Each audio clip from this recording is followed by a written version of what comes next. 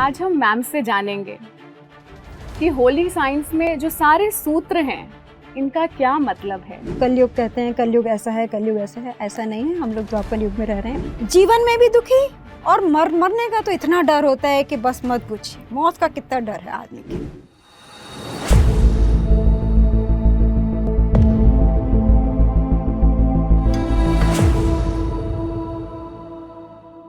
नमस्कार दोस्तों, PMC Hindi channel के कार्यक्रम परिवर्तन में मैं आपकी होस्ट पायल आप सभी का स्वागत करती हूँ। यह किताब जो हम आज जिसकी चर्चा करेंगे वह है होली साइंस यानी कि पवित्र विज्ञान, जो कि युक्तेश्वर गिरि जी द्वारा लिखी गई है।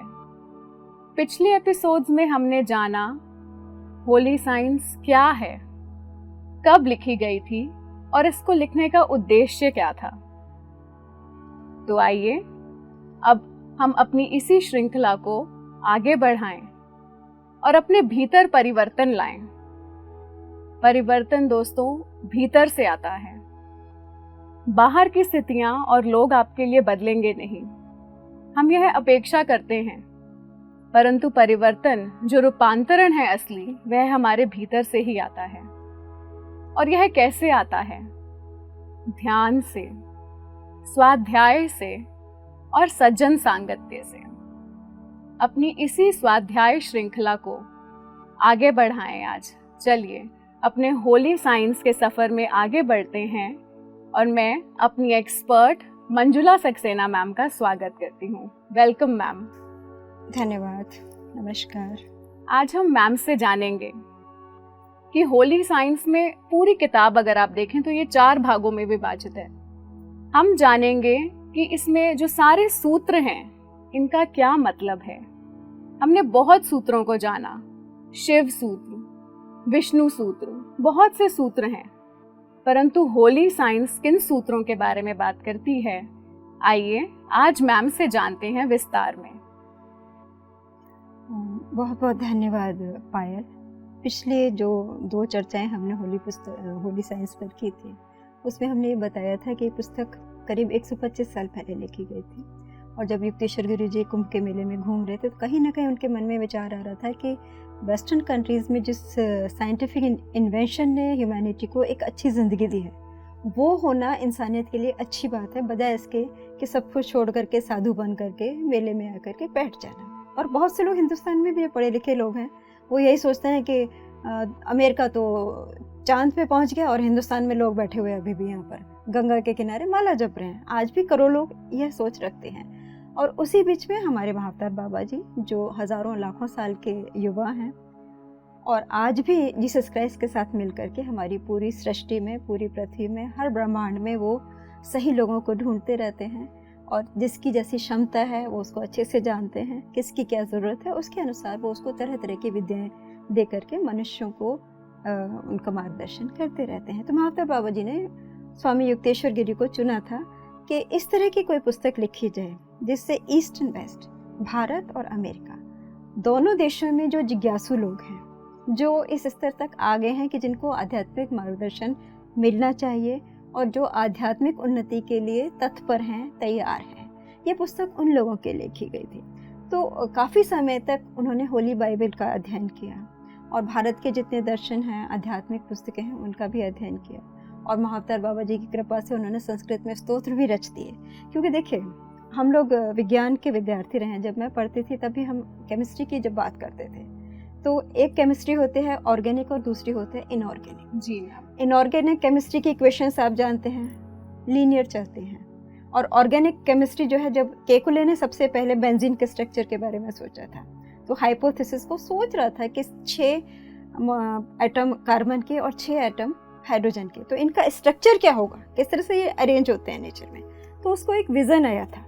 क्या विज़न आया था केकुले को कि एक सांप है जिसकी पूंछ उसके मुंह में है और तन बेंजीन का स्ट्रक्चर उनके माइंड में CH क्लियर हो गया। तो चाहे अध्यात्म हो या विज्ञान भी क्या है, हम लोग जब सोचते हैं फोकस होकर के क्या हो सकता है तो कोई विचार हमारे एकदम कौंधता है ना, ज्ञान, और वहां से हमें आइडिया मिलता है तब हम एक्सपेरिमेंट शुरू करते हैं, और जब वो लेबोरेटरी में प्रूव हो जाता है तब हम एक नई थ्योरी का निर्माण हो जाता है। वही सूत्र है। मैं सूत्र भी क्या है, देखिए कपास का फूल होता है, उसमें रुई होती है, उसको तकली से पहले लोग, जब मशीनें नहीं थी तो वो धागे की, वो सूत्र है।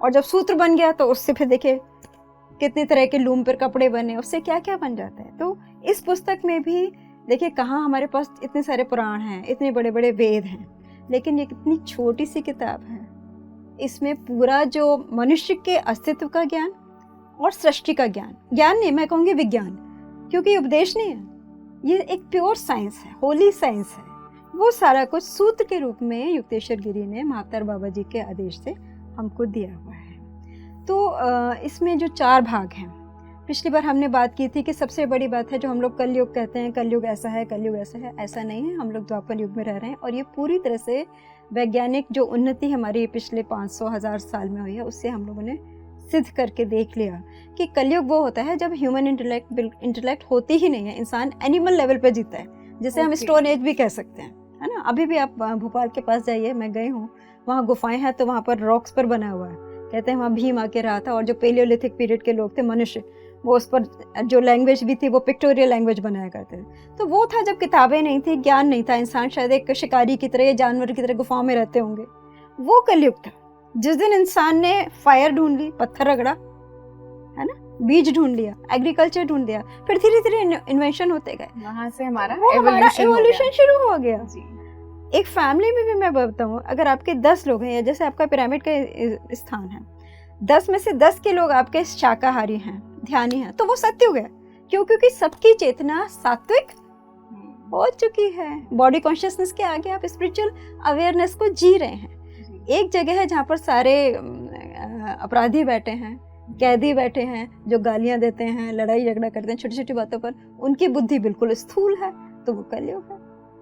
तो कलयुग, द्वापर, त्रेता और सतयुग, ये मनुष्य की चेतना के स्तर भी हैं। और युग शब्द अपने आप में देखिए कितना महत्वपूर्ण है। युग का मतलब है कपिल या टू, सांस ली सांस गई, है ना। तो मृत्यु, जब हम क्रिया योग के विज्ञान में जाते हैं, तो मृत्यु भी एक श्वासगत होती है, एक शरीरगत होती है।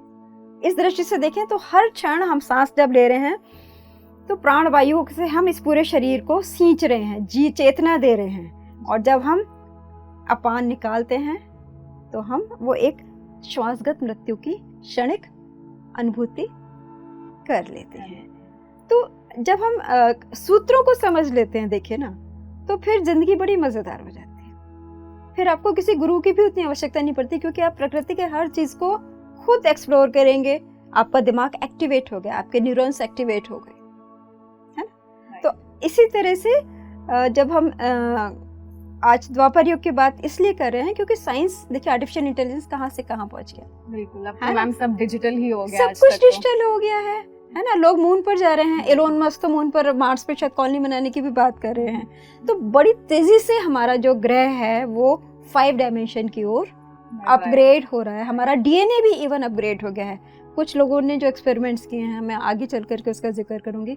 तो जब पहली बार हमारे डीएनए की डिस्कवरी, उन्होंने डबल हेलिक्स मॉडल आया था वॉटसन एंड क्रिक का, तब उन्होंने कहा था कि ये इस तरह से है, डबल है। लेकिन अब जो रिसर्च हो रही है, इवन जो मेडिटेशन में लोग गहरे उतर रहे हैं, कि हमारा डीएनए भी पहले के ज्यादा और अपग्रेड हो रहा है। मतलब हमारी डबल हेलिक्स ही जानते थे, हाँ, पर अब। और इस किताब को आप आगे पढ़ेंगे कि जब हम त्रेता युग में आते हैं तो डिवाइन मैग्नेटिज्म है, जो आज की युग में पॉसिबल नहीं है, तो वो डिवाइन मैग्नेटिज्म की नॉलेज भी आ जाती है। देखिए हमारे ब्रेन का बहुत कम न्यूरॉन्स अभी हम यूज कर रहे हैं, कितना सारा तो अनयूज्ड है ग्रे मैटर। तो जैसे जैसे हम मेडिटेशन में आगे बढ़ते जाते हैं, नए नए आइडियाज, नए नए इनोवेशंस, नए नए टेक्नोलॉजी वो कॉस्मोस से हमारे अंदर डाउनलोड होती जाएगी। तो हमें उसके लिए अपने आप को प्रिपेयर करना है। तो अभी हम चले एक एक सूत्र की बात करते हैं। तो दोस्तों, मैम ने हमें बहुत ही अच्छे से बताया कि कैसे इस पूरी किताब को जो है आप अगर पढ़ेंगे, देखेंगे, समझेंगे तो किस तरह सूत्रों ने बांधा हुआ है। अगर हम पहले और दूसरे सूत्र की बात करें तो हम बात करते हैं परम ब्रह्म की। परम ब्रह्म जिन्हें आप जानते हैं, आसान भाषा में हम कहते हैं भगवान, गॉड या स्पिरिट। परम ब्रह्म आप सभी जानते हैं, इनका ना तो कोई आदि है और ना ही अंत। यह शाश्वत, निरंतर और सदा है। तो आइए मैम से जानते हैं कि परम ब्रह्म को हम किस प्रकार समझ सकते हैं। मैम, आसान शब्दों में मैम हमें समझाएंगी। पायल, बहुत ही महत्वपूर्ण प्रश्न आपने किया है, क्योंकि बचपन से हमको भी बड़ी जिज्ञासा होती थी कि ईश्वर है भी या नहीं है कि नहीं है। जी, हमको कहा था मंदिर जाओ, लेकिन मैं सच बता दूं, मुझे मंदिर जाना बिल्कुल पसंद नहीं था, क्योंकि मुझे मंदिर में कोई दिव्य शक्ति का ना अनुभव हुआ, क्योंकि मूर्तियों से जिससे आप बातचीत नहीं कर सकते जी, उससे ज्ञान पाने की तो कोई संभावना आपके पास होती ही नहीं। और ध्यान में आने के बाद तो मैम हमारा पूरा जो है आउटलुक ही बदल जाता है। बिल्कुल बिल्कुल, क्योंकि आप उस ऊर्जा को, ज्ञान की ऊर्जा को, ध्यान की ऊर्जा को अनुभव करते हैं जी। और अनुभव ही सबसे महत्वपूर्ण चीज होती है। देखिए, मुझे भूख लगी है, आपने मुझे 100 डिशेस की पिक्चर दिखा दी, उनकी रेसिपी दे दी, फिल्म लोग बना रहे हैं, खा रहे हैं, लेकिन मेरी भूख कैसे मिटेगी, है ना? ये बिल्कुल व्यावहारिक चीज है। तो ईश्वर के विषय में भी देखिए, जब हम कुरान पढ़ते हैं तो वहाँ मूर्ति पूजा बिल्कुल अलाउड नहीं है। ईश्वर सर्वव्यापी शक्ति है। कबीरदास को पढ़ते हैं निर्गुण निराकार, उन्होंने कहा निर्भय निर्गुण गुण रे गाऊं, है ना? और दूसरी तरफ हमारे यहाँ मंदिरों में घंटियाँ बजती हैं, भंडारे होते हैं, ये सब होता है। तो ये चीज़ें बड़ी कंफ्यूजिंग होती हैं हर एक के लिए, हमारे लिए भी होता था कि ईश्वर यहाँ है, वहाँ है, कहाँ है। लेकिन जब हमने विज्ञान को पढ़ा, साइंस को पढ़ा, फिजिक्स को पढ़ा, केमिस्ट्री को पढ़ा, क्वांटम फिजिक्स को पढ़ा, तब हमें समझ में आ गया कि एक ऐसी शक्ति है जो एक एक न्यूट्रॉन, प्रोटॉन, इलेक्ट्रॉन, उनका मास, उनका ऑर्बिट, उनकी एनर्जी, उसको रेगुलेट करती है। वही शक्ति वास्तव में परम ब्रह्म है, क्योंकि हर चीज किसी से बनी है। Neutron, proton, electron 3 main particles हैं, एटम है, मॉलिक्यूल है, जो भी कुछ है, या फायर है, या फोटॉन्स हैं, या लाइट है, जो कुछ भी है, उन सब की अपनी अपनी प्रॉपर्टीज हैं, जिनको हम लेबोरेटरी में एक्सपेरिमेंट करके प्रूव कर सकते हैं। तो उसको हम डिनाई नहीं कर सकते। साइंस के माध्यम से जब हम ईश्वर को समझने की कोशिश करते हैं तो हमें अध्यात्म को समझने में बहुत आसानी हो जाती है। हमारे तो मैम, इसका मतलब ईश्वर नहीं है, या वो एक ऊर्जा की फॉर्म है? ईश्वर एक, या वो एक शक्ति रूप है, हम कैसे समझें उन्हें? ईश्वर ऐसे ही है जैसे कि आकाश है। आप आकाश को ईश्वर मान लीजिए, जिसमें अनंत ब्रह्मांड निरंतर घूम रहे हैं और सब अपने ऑर्बिट में घूम रहे हैं। देखिए, आप ब्रह्मांड में देखिए, कोई भी हेवनली बॉडी किसी के रास्ते में आके उसको रोकती टोकती नहीं, सब अपने अपने ऑर्बिट में। हम फिजिक्स में बात करें, न्यूट्रॉन, प्रोटॉन, इलेक्ट्रॉन्स हैं, तो सारे इलेक्ट्रॉन्स भी अपने अपने ऑर्बिट में मूव करते हैं। क्वांटम जंप लेते हैं, एसपीडीएफ जो होते हैं वो नए ऑर्बिट में चले जाते हैं। तो उससे हमें समझ में आ जाता है कि वैसे ही है कि जब हमें ज्ञान मिलता है, ध्यान मिलता है, या हम अन्वेषण करते हैं, या एनालिसिस करते हैं, या प्रश्न उत्तर एक दूसरे के अनुभव शेयर करते हैं, तब हमारी क्वांटम जंप चेतना की होती है। हम एक स्तर से चेतना के दूसरे स्तर पर चले जाते हैं, हमारी कॉन्शियसनेस में शिफ्ट आ जाता है, हमारी सोच में बदलाव आता है। वही परिवर्तन हमेशा ऐसा होना चाहिए कि हमारा डर खत्म हो, हमारे जीवन में आनंद बढ़ना चाहिए। तो ईश्वर को बहुत लोगों ने आनंद भी कहा है। परम ब्रह्म भी क्या है? जो लोगों ने समाधि में जाकर सालों साल गुफाओं में जाकर के बैठ के अपनी यहाँ से अंदर गए, वो जो अनुभव हुआ, वो परम ब्रह्म है, जिसके बारे में क्या कहा है? वो नित्य है। ऐसा नहीं है कि 1000 साल पहले था और आज वो खत्म हो गया, नहीं, वो लाख साल पहले भी था, वो करोड़ साल पहले भी था। बेशक हमारी पृथ्वी की आयु कुछ अरब साल है ना? आप देखिएगा, ये जो मैप है, ज्योग्राफिकल जो प्लेट्स होती हैं, टेक्टोनिक प्लेट्स जिसको बोलते हैं जियोलॉजी में, उनमें मूवमेंट की वजह से नक्शे बनते बिगड़ते रहते हैं, है ना? आज ये कॉन्टिनेंट है, कल वहाँ पर पानी बन जाता है। आज जहाँ पर हमारा हिमालय, जियोलॉजिस्ट से अगर आप बात कीजिए वैज्ञानिक दृष्टि से, तो बताएंगे कि कभी यहाँ पर बहुत बड़ा ओशन होता था। आज जहाँ बरमूदा एंगल है, उसके नीचे कहते हैं कि बहुत बड़े बड़े माउंटेन्स आज की डेट में है। तो नेचर में तो लगातार बदलाव आ रहा है, लेकिन जो परम ब्रह्म है उसमें कभी कोई बदलाव नहीं आएगा।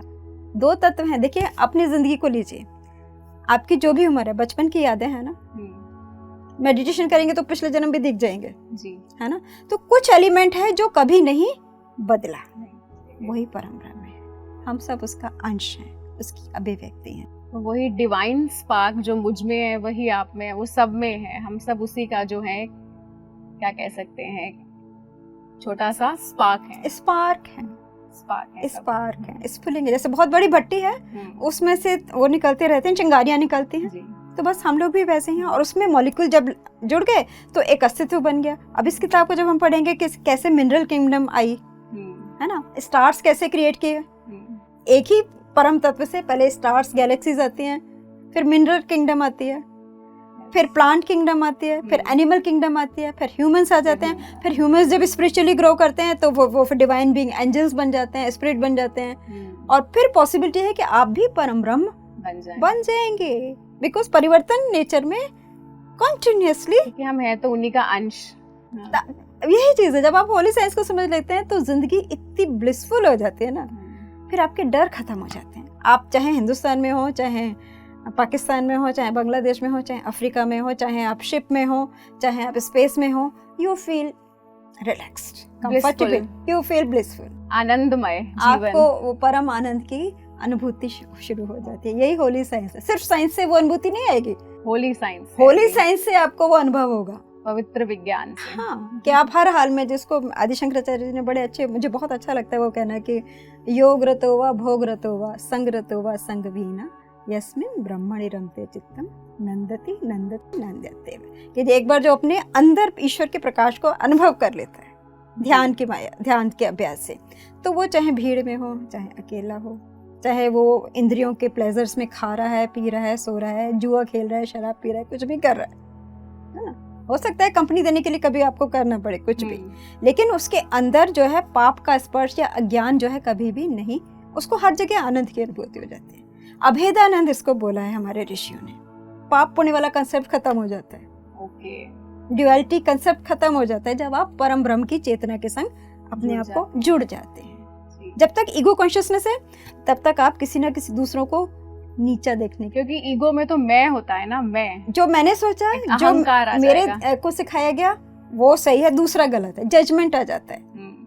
किसी ना किसी तरह मैं अपनी सुपीरियरिटी स्थापित करने के लिए कोई बहाना ढूंढूंगी, शक्ल का, अकल का, पद का, जाति का, देश का, कि वी आर द बेस्ट। नहीं, जब आप आध्यात्मिक हैं, ऑल आर बेस्ट, तब आप जान जाएंगे कि आप ही जो हैं। तो दोस्तों, मैम ने हमें बहुत अच्छे से समझाया कि हम परम ब्रह्म को किस प्रकार समझ सकते हैं। आखिर है तो हम सभी उस ईश्वर का अंश, वो हम सब में विद्यमान है। तो ना कोई ऊंचा ना कोई नीचा, हम सभी जो हैं इक्वल हैं, बराबर हैं। सिर्फ भेद है तो समझने का, और अगर हम ध्यान करेंगे तो हम सब इसको अनुभव कर पाएंगे। आइए दोस्तों आगे बढ़ते हैं। मैम, मैंने इस बुक में पढ़ा था ओम के बारे में, कि जो कि एक अनहद नाद है। कहते हैं कि ब्रह्मांड के अस्तित्व से पहले अगर कोई प्राकृतिक ध्वनि थी तो वह थी ओम। तो क्या ये सच है कि ओम जो है उसी से सारे ब्रह्मांड की रचना हुई है? पायल, मैंने कहा कि ये प्रैक्टिकल साइंस है जी। जब तक आप प्रैक्टिस नहीं करेंगे तब तक आपके शक और संशय कभी दूर नहीं होंगे। वो चाहे जीसस ने मेडिटेशन किया, चाहे कृष्ण ने किया, चाहे शिव जी ने किया, चाहे पायल ने किया, चाहे मंजुला ने किया, जब 40 दिन तक वो ध्यान में बैठा तो उसको एक साउंड सुनाई देगी। उस साउंड को ही हमारे यहाँ ओमकार कहा। गुरु नानक जी ने क्या कहा? एक ओंकार सतनाम। उनको वो अनुभव हुआ साधना करके, गुरु नानक जी को। किसी ने उसको आमीन बोल दिया, क्रिश्चियनिटी ने, है ना, किसी ने उसको आमीन बोल दिया, मुस्लिम ने। होली साइंस की जब मैं बात कर रही हूँ तो ये तो हमारे भारतीय दर्शन की बात हो गई। अब बाइबल में इसका जिक्र कैसे कैसे आया है, सिंबॉलिकली उसको एक्सप्रेस किया है, उसको भी हम साथ लेकर के चलते हैं। देखिए, बाइबल में कहा गया है, now faith is the substance of things hoped for, the evidence of things not seen. जो चीज़ें आंखों से नहीं दिखाई जाती हैं उनको अनुभव करने का एक ही सूत्र है, फेथ, आस्था, विश्वास। आंखों से नहीं दिख रहा लेकिन उस पर विश्वास कीजिए कि आपके एंजल्स, आपके गुरु जो कह रहे हैं और उन्होंने बहुत कुछ करके दिखाया, तो कुछ विज्ञान है उसमें, उस विज्ञान में आप फेथ रख के जीवन को आगे बढ़ाइएगा। Then said Jesus unto them, when you have lifted up the Son of Man, then shall ye know that I am He. Jesus ने क्या कहा है कि सन ऑफ मैन, एक मॉर्टल व्यक्ति जिसे हम साधारण जीवात्मा बोलते हैं, हिंदुओं में जीवात्मा कहते हैं, उन्होंने सन ऑफ मैन कहा है। एक बायोलॉजिकल जो ह्यूमन बीइंग है, वो जब मेडिटेशन करके जीसस क्राइस्ट को फॉलो करता हुआ, जीसस का ही ध्यान करते हुए उस लेवल पे आ जाएगा, तब वो ईश्वर को अनुभव करके ईश्वर की चेतना के संग जुड़ सकेगा। Son of man will become son of God. तो बेसिक जो रियलिटी है वो चाहे बाइबल की हो, चाहे कुरान की हो, चाहे वेदों की हो, चाहे उपनिषद की हो, वो उसी विज्ञान को अभिव्यक्त करती है। आपने ओंकार की जो बात की है जी, ओंकार अनुभव से समझ में आएगा। अब आप बंद कर लेते हैं इंद्रियों को ना, 10 द्वार हैं इस शरीर में, उन सब को बंद करके जब हम सिर्फ सांसों को देखते हैं तो पहले तो विचार आते रहते हैं। विचार आप उनको पकड़िए मत, जो आ रहा है आने दो, जो जा रहा है जाने दो, कोई उसको लेकर के गिल्ट डेवलप नहीं करना है। फिर धीरे धीरे आपकी सांस बहुत कम होती जाएगी। उसके बाद आप उस डायमेंशन में एंटर करेंगे जब आपको अपने अंदर से ये साउंड सुनाई देगी। हमें हमारे इस वक्त हमारे सांसों की अनुभूति भी, आई थिंक वो भी हमें पता नहीं चलता है, उसको भी हम अनुभव नहीं करते हैं ना, सांस को भी नहीं देखते हैं। देखिए नॉर्मली तो हम क्या सोच रहे होते हैं, न्यूज़ के बारे में सोच रहे होते हैं, पॉलिटिक्स के बारे में सोच रहे होते हैं, किचन में क्या बनाना है, हस्बैंड वाइफ से क्या बात हुई, ऑफिस में क्या काम करना है, इनकम टैक्स देना। माइंड तो हमेशा बिजी है ना, हमेशा बातें सांसों के बारे में तो हम सोचते रहते, अच्छा लगा तो हंस दिया, बुरा लगा तो गुस्सा आ गया।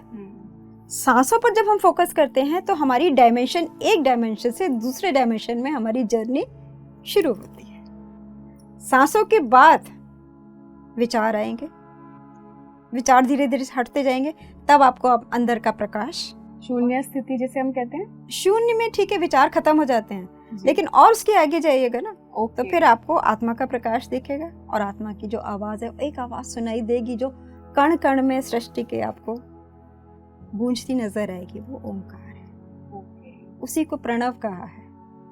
प्रणव इसलिए बोला है क्योंकि उसमें ब्रह्मा विष्णु महेश तीनों की शक्तियों का वो बीज है। और उसमें क्या होता है कि हमारे जो 3 शरीर हैं, physical body, astral body, causal body, स्थूल शरीर, सूक्ष्म शरीर, कारण शरीर, उन तीनों का एहसास खत्म हो जाता है। आप घुल जाते हैं। जैसे बुलबुला उड़ा, हवा निकली, वो सागर बन गया। हमारी भी बस हवा निकली, सांस से डिस्कनेक्ट हुए, सांसें रुकी, और हम उस चेतना का जो महान आनंद का जो प्रशांत सागर है, हम उसके संग एक हो जाते हैं। तब एकता की अनुभूति होती है, उसको ओंकार या प्रणव बोलते हैं। तो यही वो अनहद नाद है दोस्तों, जो हमारे भीतर चलती रहती है, पर हमें इस तक पहुंचना पड़ता है। और वो हम कैसे पहुंचते हैं? ध्यान से। तो ध्यान निरंतर हमें करना है, अभ्यास करते रहना है, हमें स्वाध्याय करना है, ताकि हम उस स्थिति तक पहुंचें कि हम भी जो है ओम को अपने अंदर अनुभव कर पाए। और मैम इसमें माया के बारे में भी बहुत बताया गया है। माया, अविद्या, इग्नोरेंस, ये शब्द इनको जानना बहुत ज़रूरी है जी। पहले मैं इसका सूत्र 2 जो है, जो युक्तेश्वर जी ने बताया, वो बता देती हूँ। परम ब्रह्म is the origin of all knowledge and love. जो परमात्मा, जो परम ब्रह्म, परम तत्व हमने कहा, कोई वो व्यक्ति नहीं है, है ना।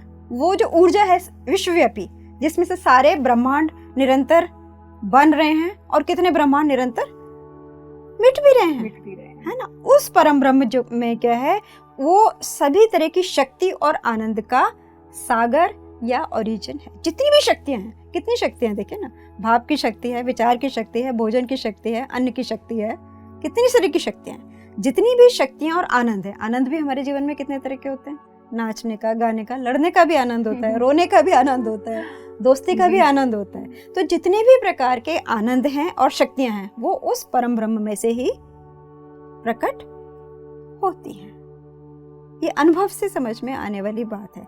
आपने अभी जो मुझसे बात कही कि अविद्या क्या है, एक शब्द है विद्या, जिसको जाना जा सकता है, या जो विद्यमान है, जो है। अविद्या क्या है? एटम है। एटम क्यों है अविद्या? क्योंकि एटम में न्यूट्रॉन, प्रोटॉन, इलेक्ट्रॉन है, और अभी जब जैसे रिसर्च चल रही है तो और भी बहुत सारे पार्टिकल्स डिस्कवर हो रहे हैं साइंटिस्ट। लेकिन हर पार्टिकल में क्या है? वाइब्रेशन है। पिछली बार भी मैंने बात कही थी, जो सनलाइट है वो सीधे ट्रेवल करती है ना। साउंड वेव कैसे ट्रेवल करती है? Up down, up and down है, तो दिशा बन गई। प्रकाश में जब साउंड आ गई, लाइट से जब साउंड हो गई, ईश्वर अगर लाइट है, उसके बाद उसमें से ओंकार की जब साउंड निकली, तो उसमें तो दिशाएं बन गई, स्पेस आ गया। ठीक, light, sound, space, and then it creates atom.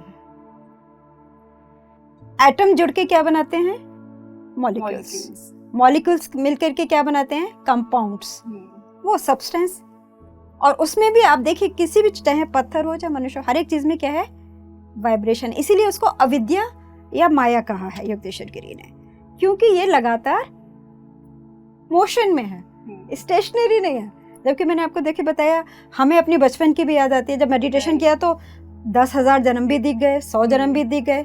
तो जो नहीं बदला वो आत्मा है, वो परमात्मा है, वो परम ब्रह्म है, वो सीयर है, वो देख रहा है। लेकिन जो लगातार बदल रहा है, चाहे वो शरीर हो चाहे रिश्ता हो, ये हम अनुभव से देखते हैं। कल की बातें मुझे आज याद नहीं है, आज की बात मुझे 10 दिन बाद याद नहीं रहेगी। It is continuously changing. तो यही अविद्या है, माया है। हमारी गलती क्या होती है कि हम मटेरियल वर्ल्ड को ही अल्टीमेट समझ लेते हैं और वही माया कहलाती है, और उस चक्कर में हम आत्मा को खोजने की कोई कोशिश नहीं करते हैं, क्योंकि हम उसी में फंसे रह जाते हैं। और उसका एंड परिणाम क्या होता है? आसपास देखिए ना क्या होता है, लड़ाई झगड़े, बीमारी, दुख, सब एंटेंगलमेंट। जीवन में भी दुखी, और मरने का तो इतना डर होता है कि बस मत पूछिए। मौत का कितना डर है आदमी के अंदर। तो उस डायरेक्शन को बदलना है, परिवर्तन लाना है। अविद्या में नहीं उलझना, विद्या में जाना है। जड़ से चेतन की तरफ जाना है। प्रकाश और पदार्थ से हट करके प्रकाश की तरफ उन्मुख होना है। बोलते हैं तमसो मां ज्योतिर्गमय, असतो मां सद्गमय, मृत्युर्मां अमृतंगमय। जब एक बार अमृतम का अनुभव होने लगता है तो फिर परिवर्तन हो जाता है। Thank you so much ma'am. Ma'am ने खुद ही दोस्तों बहुत सुंदर शब्दों में इस एपिसोड को जो है अंत किया है। मैं फिर से आपको एक बार वो लाइंस बताना चाहूंगी। अस्तो मां सद्गमय, तमसो मां ज्योतिर्गमय, मृत्युर्मां अमृतम गमय। इन्हीं के साथ दोस्तों हम आप सभी से, मैं और मंजुला मैम, आपसे आज के लिए विदा लेते हैं और ये वादा करते हैं कि फिर से नेक्स्ट एपिसोड लेके आएंगे और प्रकाश मैम बांटेंगी होली साइंस का। देखते रहिए पीएमसी हिंदी। धन्यवाद।